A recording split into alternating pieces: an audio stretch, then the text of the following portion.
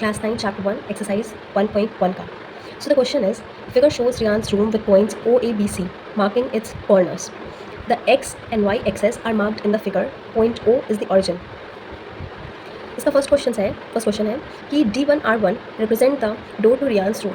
ये जो D1 से R1 तक है ये रियांस के रूम का डोर बताता है. How far is the door from the left wall the y axis of the room. तो ये जो डोर है वो इस वाई एक्सिस से कितना दूर है. तो ये जो डिस्टेंस होगा यही हमारा दूरी बताएगा कि ये कितना दूर है यहाँ से अगर गेट शुरू है तो वाई एक्सिस से अगर हम लोग देखें तो ये 8 यूनिट्स की दूरी पे है.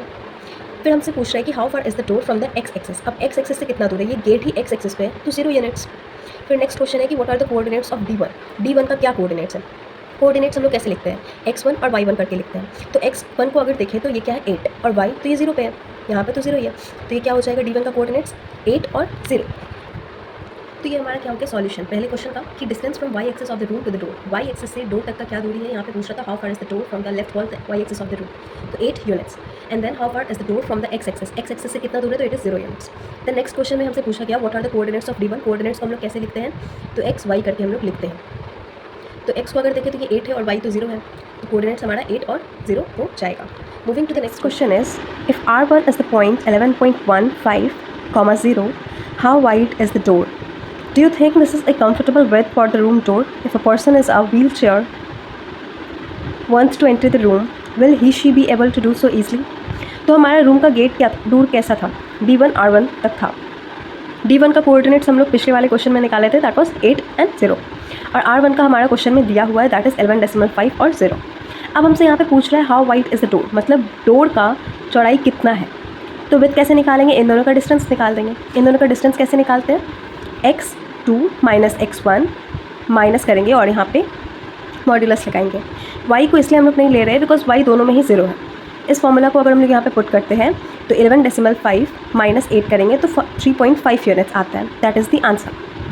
ये हम लोग फॉर्मूला यूज़ कर रहे हैं दोनों का डिस्टेंस निकालने के लिए. अब इसके बाद क्वेश्चन क्या है हमारा, if B1 0 1.5 and B2 0.4 represent the end of the bathroom door, is the bathroom door narrower or wider than the room door. सबसे पहले हम लोग इन दोनों का डिस्टेंस मतलब उसका विड्थ निकल जाएगा बाथरूम डोर का. तो विड्थ निकालने पे हम लोग डिस्टेंस निकालते हैं. अब हम लोग यहाँ पे ध्यान दें तो यहाँ पे x दोनों में ही 0 है तो x को लेंगे नहीं. डिस्टेंस निकालने के लिए हम लोग क्या करेंगे, x y1 लिए जो कि ये 0 1.5, x y2 लिए जो कि ये 0.4 और यहाँ पे फॉर्मूला पुट करेंगे हम लोग y2 माइनस y1.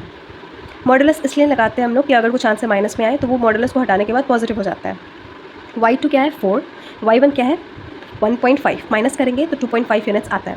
तो बाथरूम डोर का विड्थ क्या निकला 2.5 और हमारा जो रूम डोर था उसका विड्थ था 3.5.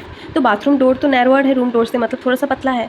और यहाँ पे फिर नेक्स्ट क्वेश्चन क्या था थर्ड में कि if a person in a wheelchair wants to enter the room will he she be able to do so easily. तो yes he will be able to do so easily.